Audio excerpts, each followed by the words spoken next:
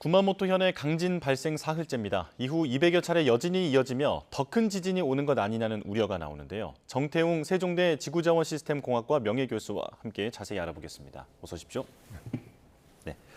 자, 이번 지진 10년 전에 대지진이 났던 곳에서 또 발생하다 보니까 여러 가지 가능성이 제기되고 있습니다.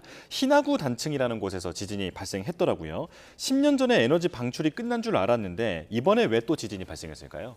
그러니까 히나구 단층은 80km 정도 길인데요. 네. 3등분이 되고 있습니다. 그 10년 전의 지진은 맨 북쪽에 있는 3분의 1 가량의 지진이 깨졌는데 그게 한 전진을 일으켰어요. 그게 한 네. 규모 6.5에. 그 2016년 그러니까 10년 전에 지진 이후에 대대적인 조사를 해가지고 그 히나구 단층 그 나머지 부분은 앞으로 깨질 가능성이 상당히 농후하다 해가지고 대비를 하고 있었는데 마침 이번에 그 지진을 발생한 겁니다. 예. 그렇다면 이제 추가 지진이 계속 발생할 가능성이 농후했기 때문에 충분히 알고 좀 대비를 해놓은 상황이다라고 말씀을 해주신 건데요. 자, 이 히나구 단층 S등급 단층이라고 부르던데 이게 정확히 어떤 뜻입니까? 그러니까 그 일본에서 그 활성 단층을 구분할 때 S등급, A등급 그 S등급은 3% 이상 지진 발생 발생 가능성이 A등급은 0.1에서 3% 하여튼 굉장히 낮은 그 가능성인데 예. 그 등급이 낮다고 해가지고 그 발생하지 않느냐 오히려 낮은 데서 또 발생이 한 경우도 많아서 예. 그 임의적으로 그 확률 통계상으로 했기 때문에 예외가 충분히 있는 그런 숫자입니다. 아무튼 그런 확률 통계상으로 S등급 해가지고 상당히 높은 가능성을 매겨놨는데 이번에 난 것입니다. 예. 그렇다면 10년 전에도 말씀해 주신 것처럼 전진이 있었고 그 이후에 규모 7.3의 더 큰 강진이 오지 않았습니까? 이번에도 그럴 가능성이 있을까요? 그러니까 이번에 난 게 그 3등분한 거의 중간 부분입니다. 네. 그 바다 쪽에 거기는 아직 깨지지 않았고요. 그러니까 거기까지 한꺼번에 깨지면 뭐 8까지는 날 수 있다 이렇게 예상을 하고 있는데 예. 아무튼 요번에 깨지지 않는 그 바다 쪽이 깨진다면 또 7급이 날 수도 있는 그런 상황이 되겠습니다. 예, 가능성은 충분히 있는 상황이다라는 네. 말씀이시죠? 네. 자, 그리고 우리나라에서도 진동이 계속 감지되고 있는데 좀 의아한 건 그 도쿄보다 우리나라에서 진동이 더 크게 느껴졌다고 하더라고요. 이건 왜 그렇습니까? 그러니까 그 지진이 나면은 땅에 굉장히 많은 균열이 생깁니다. 네. 그러면 그 균열을 지진파가 이렇게 전달해 갈 때 균열이 있는 데는 많이 감쇄를 해가지고 없어지고 그 지진이 안 난 데는 그냥 판판해가지고 지진파가 그대로 에너지가 전달이 됩니다. 예.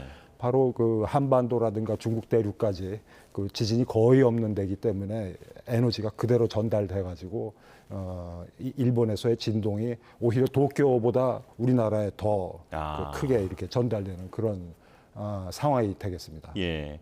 그러니까 한반도는 단단한 지반 위에 있기 때문에 그 부분에 충격이 곧바로 전달이 돼서 오히려 도쿄보다도 충격이 더 많이 느껴졌다라는 말씀이신데요. 그렇다면 걱정되는 건 한반도의 어떤 지진 활동을 깨우는 계기가 될까 봐 이게 좀 걱정입니다. 어떻게 보십니까? 그러니까 과거에도 이렇게 통계를 보면은 동일본 대지진이 나가지고 그 곧바로 몇 년 후에 경주 지진이 났지 않습니까? 예. 그러니까 이 이웃에서 큰 지진 동이 발생하면 바로 그 한반도에 있는 활성 단층이 촉발돼 가지고 지진이 일어나는 그런 상황이 충분히 예상이 되고 있습니다. 그러니까 이 일본에서의 지진 활동을 무시하지 않고 이렇게 예의주시할 필요가 있는 겁니다. 우리나라에 있는 그 단층이 양산 단층이라는 게 있더라고요. 이건 그 위험도가 얼마나 되는 단층일까요? 그 위험도라고 하면은 뭐 일본의 그 이번 지진과 내와 같이 뭐 S등급 이런 식으로 매기면 상당히 낮은 등급인데요. 네. 그렇지만은 한 번 나면은 지난번 경주 지진이나 포항 지진에서 피해가 발생했듯이 그 무시할 수 없는 피해가 나니까 예의주시하고 감시할 필요가 있다고 하겠습니다. 예, 우리나라에 이번에 느껴진 진동은 그렇게 크지는 않았습니다. 건물에 있는 조명이 조금 흔들리는 정도였다라고 하는데 만약에 우리나라에도 지난 그 경주 지진처럼 큰 지진이 발생한다면 내진 설계는 충분히 잘 되어 있는가 이 부분 점검을 해볼 필요가 있을 것 같은데요. 어떻게 평가하십니까? 그러니까 지금도 저 학계에서 논란거리인데요. 과연 우리나라에서 일본과 같은 7급이 진도 7급의 지진이 나느냐 아니면 그렇지 않느냐. 그런데 과거 그 경주 시대까지 올라가면은 1000년 전 기록에 보면은 7급이 되지 않을까 하는 그런 기록도 있고 하니까 자연은 모르는 거니까 항상 대비하는 그런 그러니까 조사도 하고 예. 연구도 하고 그런 노력은 경주해야 될 것 같습니다. 예. 지금 일본에서 또 나오고 있는 우려는 그 계속 지속적으로 경고해 왔던 게 난카이 대지진이라는 게 있지 않습니까? 여기에 어떤 영향이 있지 않을까 하는 우려인데 가능성 있을까요? 그러니까 지진이 어느 지역에 나면 이 이웃에 그 자극이 돼가지고 예. 촉발되는 거는 당연히 알려져 있고 그래서 뭐 어떤 영향이 있을지 예의주시하고 있는 상황이고 거기에 대해서는 계속 예의주시하고 있다 이렇게 이 정도로만 말씀드려야 될 것 같습니다. 이게 확실히 뭐 옆에서 지진이 발생했다고 해서 다른 지진으로 곧바로 이어진다거나 뭐 그렇게 확답할 수는 없는 상황인가 보죠? 분명히 그런 그 자극은 있습니다. 예. 촉발돼가지고 동일본 대지진이 경주 지진을 일으켰듯이 예. 그러한 좀 세월을 두고 반드시 그런 영향이 있는데 그것이 언제 어떤 형식으로 일어나는지는 아직까지 과학이 규명하지 못하는 그런 분야가 되겠습니다. 그렇군요. 자, 그리고 규모 5 이상의 내륙 지진이 발생하면 집안 액상화, 이른바 유동화라고 할 수 있는 그런 현상이 발생한다고 알려져 있는데 그러니까 땅이 좀 흐물흐물해지는 것 같은 현상이잖아요. 이게 정확히 어떤 건지 설명을 좀 부탁드릴게요. 그러니까 모래 집안, 그러니까 연약 집안이죠. 예. 연약 집안에 지하수가 스며들어가지고 그럼 지탱하던 힘이 현저히 약해지죠. 그러니까 집안 치마가 일어나면 그 위에 있는 구조물이 그 치마 현상으로 인해 가지고 이렇게 넘어지고 그런 현상이 일본 같은 데는 흔히 일어나고 우리나라도 포항 지진의 경우 일어난 것으로 알려지고 있습니다. 이게 지하에 있는 지하수라든지 이런 것까지 뒤섞이면서 어떤 진흙같이 변하는 겁니까? 그렇죠.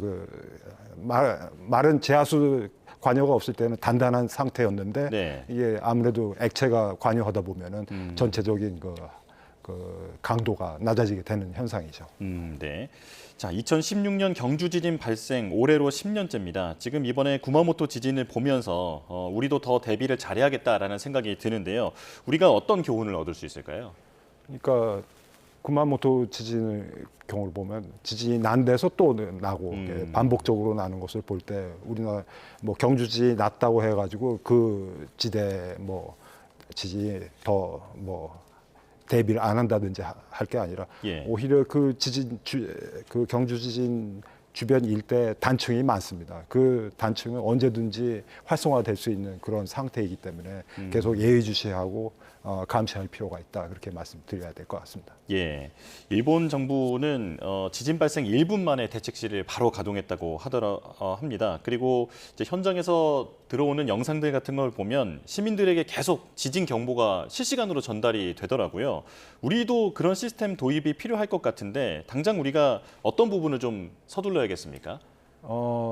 계속 우리나라도 지진에 대한 노력은 해왔습니다. 기상청에서 지진이 나면은 일반 스마트폰으로 지진을 알리다든가 그런 1분 내로 단축한다든가 그러한 노력은 아마 일본을 더 앞서지 않을까 하는 그런 감이 드는데요.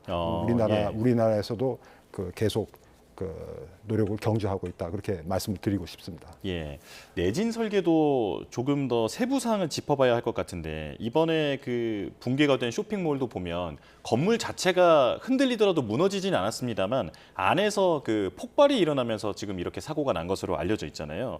앞으로 내진 설계를 할 때 무너지는 것 말고도 가스 누출이라든지 전기 사고라든지 이런 부분도 신경을 좀 써야 할 것 같은데 어떻습니까? 그러니까 이번 일본의 다중시설에서 이렇게 그 인명 피해가 난 거는 최초인 걸로 제가 알고 있는데요. 아, 네. 이거는 지진 자체는 그렇게 내진 구조는 잘 돼 있는데 이 2차적인 가스 누출 그 폭발로 인해 가지고 무너진 케이스인데, 그러니까 누출에 대한 경고 장치가 무슨 문제가 있었던 것 같습니다. 계속 예. 지금 조사가 이루어지고 있는데 그런 조사가 밝혀지고 그러면은 사전 경보 시스템이라든가 그런 걸 더 신경을 써야 되는 그런 상황인 것 같습니다. 예. 지진으로 인한 충격뿐만 아니라 2차 사고까지 충분히 대비를 해야겠다라는 생각이 듭니다. 여기까지 설명 듣겠습니다. 정태웅 세종대 지구자원 시스템 공학과 명예교수와 함께했습니다. 고맙습니다.